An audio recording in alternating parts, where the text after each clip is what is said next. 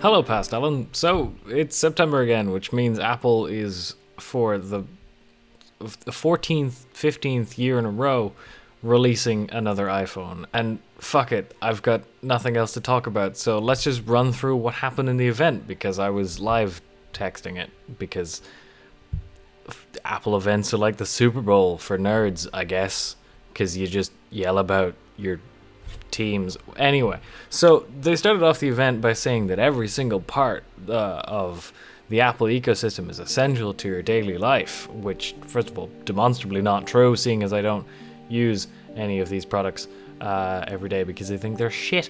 So they started off with the watches. It's basically the same as last year, but now it can detect if you've been hit by a car, and it's got a longer battery life. Yeah, it's not very different. It doesn't do much, like at all. Basically the same as last year. Then they moved on and they introduced the Apple Watch Ultra, which fucking Apple has gone from having like nice, discreet, short names to big, clunky mouthfuls. They're not nearly as bad as Sony, but they're just getting worse as the years go on. Like the Apple iPhone Max Ultra XS 7. Fucking, I don't know. Anyway, so this one is, they've given it a flat screen again rather than having curved glass, which, okay, good, but the watch is fucking kind of ugly. Like it's very ugly, and they spent like 15 minutes hyping up the fact that they added a button to the watch, a button which is directly opposite another button, so you're likely to continue misclicking it. So that's not the best ergonomic decision they could have done. Personally, if I was in charge of designing a $800 watch, I would have put the button closer to the crown, because that would make sense. They say it's designed for professional athletes or ultra sporty people, but people who do any sort of extreme sports like scuba diving or ultra marathons or all that, I reckon they'll stick with their regular smartwatches or regular sports equipment, because professionals like to have something that does its one job and does that one job well.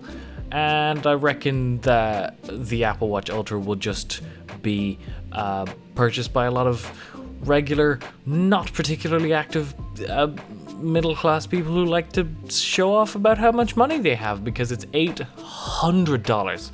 I predicted that the high-end Apple Watch that they were gonna introduce was gonna cost $700 starting price.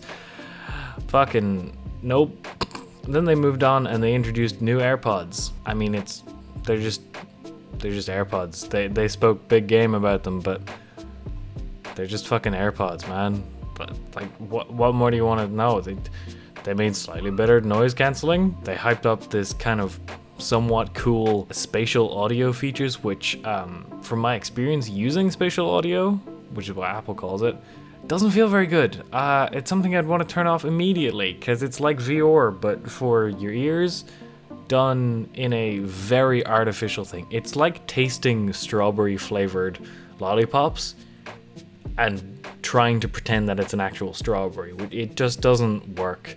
And if I want to hear things clearly and I want to listen to my music in like high fidelity, I'll use my proper headphones because they sound better.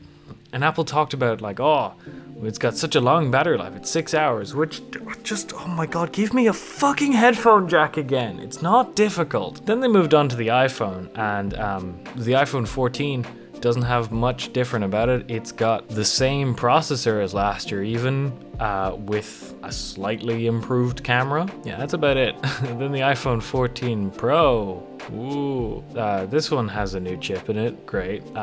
And it also has a new notch where they just kind of rounded off the top and created a notification feature that continually reminds you that there is a notch.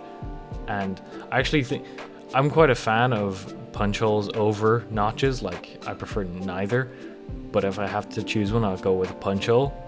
But the way that Apple does it is, it seems so much more intrusive than the notch that they had previously.